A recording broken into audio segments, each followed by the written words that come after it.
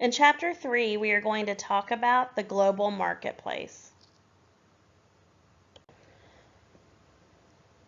First, we're going to take a look at why nations trade. Nations have been trading for centuries. One result of commerce across borders as economic globalization is the increasing integration and interdependence of national economies around the world. This slide shows 6 reasons that help explain why countries and companies trade internationally.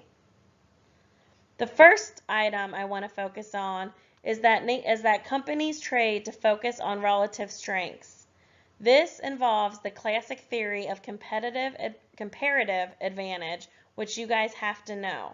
So again, comparative advantage, which is a theory that suggests that each country should specialize in those areas where it can produce most efficiently than other countries, and it should trade for goods and services that it cannot produce as economically. The basic argument for comparative advantage is that such specialization and exchange will increase a country's total output and allow both trading partners to enjoy a higher standard of living.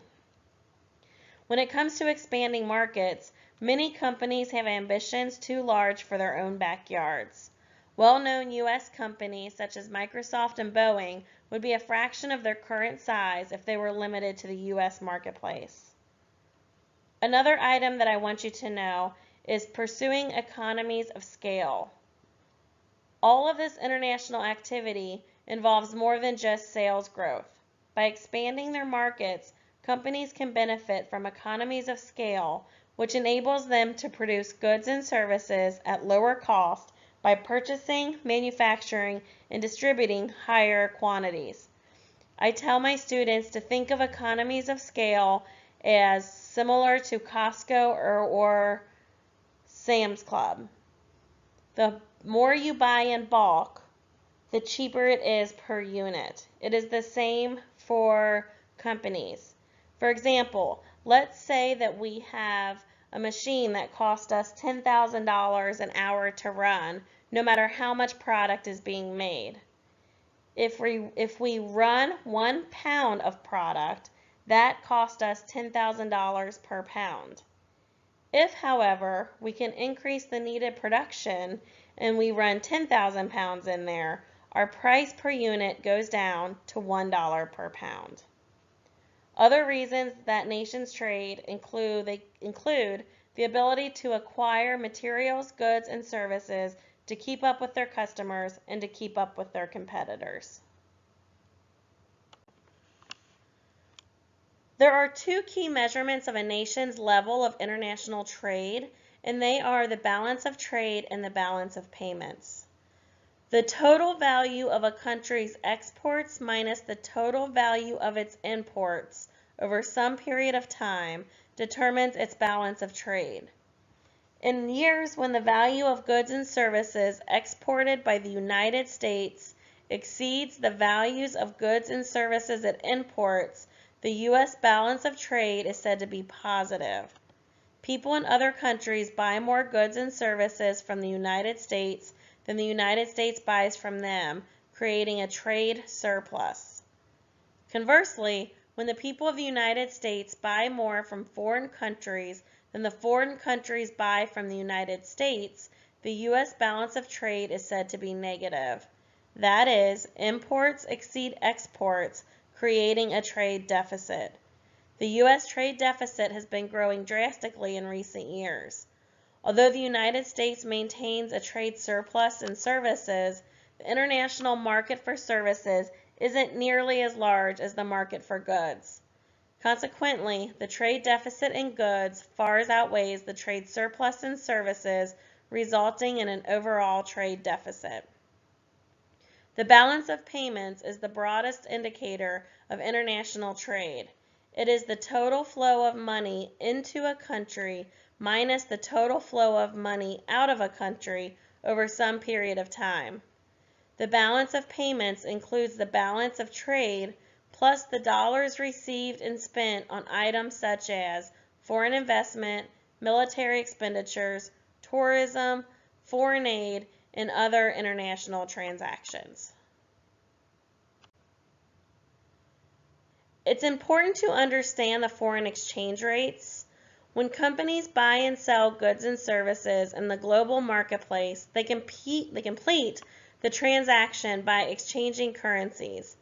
This process is called foreign exchange, which is the conversion of one currency into the equivalent amount of another currency. The supply and demand of a country's currency are determined in part by what is happening in the country's own economy. A currency is called strong relative to another when its exchange rate is higher than what is considered normal, and it's called weak when its rate is lower than normal. Note that strong isn't necessarily good and weak isn't necessarily bad when it comes to currencies. Exchange rates, however, can dramatically affect a company's financial results by raising or lowering the cost of supplies it imports and raising or lowering the price of goods it exports. When the dollar is strong, our goods and services become more expensive relative to an economy that has a weak currency. There are ways that governments intervene in order to help protect domestic producers. When a government believes that free trade is not in the best interest of its national security, domestic industries, workforce, or consumers, it can intervene using protectionism practices. That is, they restrict international trade for one reason or another. This slide discusses some ways in which they do that. Tariffs are taxes, surcharges, or duties levied against imported goods. Quotas limit the amount of a particular good that countries can import during a year. In its most extreme form, a quota becomes an embargo or a complete ban on the import or export of certain products. Sanctions are politically motivated embargoes that revoke a country's normal trade relation status. Sanctions are often used as a forceful alternative just short of war. In addition to restricting foreign trade, governments sometimes give their domestic producers a competitive edge by using these protectionist tactics. A restrictive import standard. This is when countries assist their domestic producers by establishing standards such as requiring special licenses for doing certain kinds of businesses and then making it difficult for foreign companies to obtain such a license.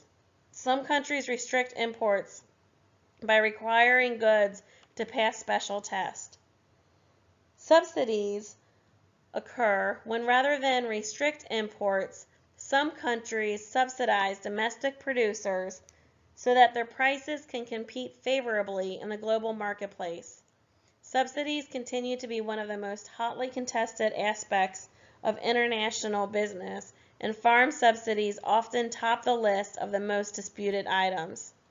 A number of countries complain that subsidy payments to the U.S. farmers allow them to export crops at artificially low prices and therefore make it difficult for other countries to compete on the world market. Dumping is the practice of selling large quantities of a product at a price lower than the cost of production or below what the company would charge in its home market. This tactic is most often used to try to win foreign customers or to reduce product surpluses. If a domestic producer can demonstrate that the low-cost imports are damaging its business, most governments will seek redress on their behalf through international trade organizations. There are several organizations that help with international trade. The first one, the World Trade Organization, or WTO, is a permanent forum for negotiating, implementing, monitoring international trade procedures, and for mediating trade disputes among its roughly 150 member countries. The organization's primary goal is to improve the welfare of people worldwide by helping international trade function more efficiently. The International Monetary Fund, or IMF, was established in 1945 to foster international financial cooperation. Its primary functions are monitoring global financial developments, providing short-term loans to countries that are unable to meet their financial obligations, and provide training. Finally, the World Bank is a United Nations agency owned by its 185 member nations. It was founded to finance reconstruction after World War II and is now involved in hundreds of projects around the world aimed at addressing poverty, health, education, and other concerns in developing countries. As the economies of the world become increasingly linked, many countries have formed powerful regional trading blocs that trade freely with one another but place restrictions on trade with other countries and blocs. Trading blocs, or common markets as they are sometimes called, are regional organizations that promote trade among member nations. Although specific rules vary from group to group, their primary objective is to ensure the economic growth and benefit of its members. In 1994, the United States, Canada, and Mexico formed a powerful trading bloc, the North American Free Trade Agreement, also known as NAFTA. The agreement paved the way for the free flow of goods, services, and capitals within the bloc through the phased elimination of tariffs and quotas. Other trading blocs include the European Union and the Asia-Pacific Economic Cooperation Council, which is also known as APEC.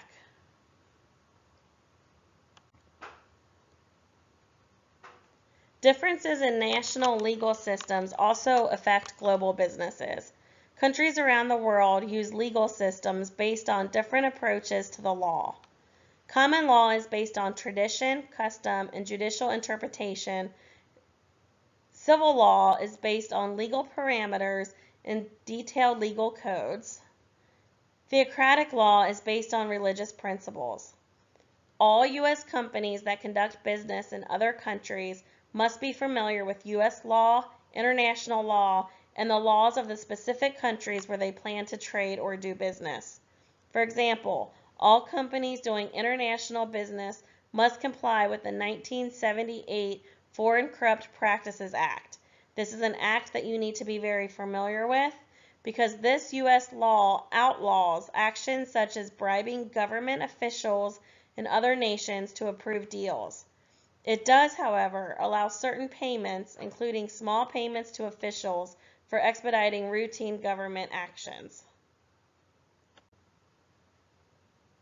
This slide summarizes international business activity. We are going to talk about most of these throughout the class. We've already talked a little bit about importing and exporting, but it's important to know that importing and exporting has the lowest amount of ownership, financial, and risk, while foreign direct investment has the highest level of commitment.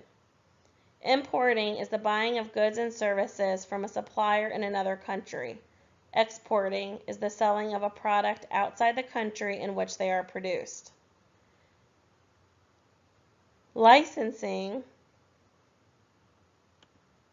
is another popular approach to international business. License agreements entitle one company to use some or all of another firm's intellectual property. This includes items such as patents, trademarks, brand names, copyrights, or trade secrets, in return for a royalty payment. Some companies choose to expand into a foreign market by franchising their operations. By franchising its operations, a firm can minimize the cost and risk of global expansion and bypass certain trade restrictions. A strategic alliance is a long-term partnership between two or more companies to develop, produce, or sell products in the global marketplace.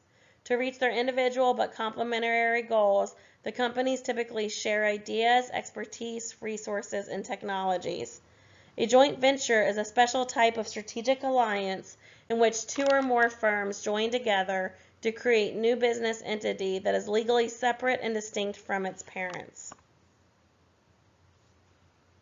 Foreign direct investment occurs when a company either establishes production and marketing facilities in another country where they operate, or they purchase existing foreign firms.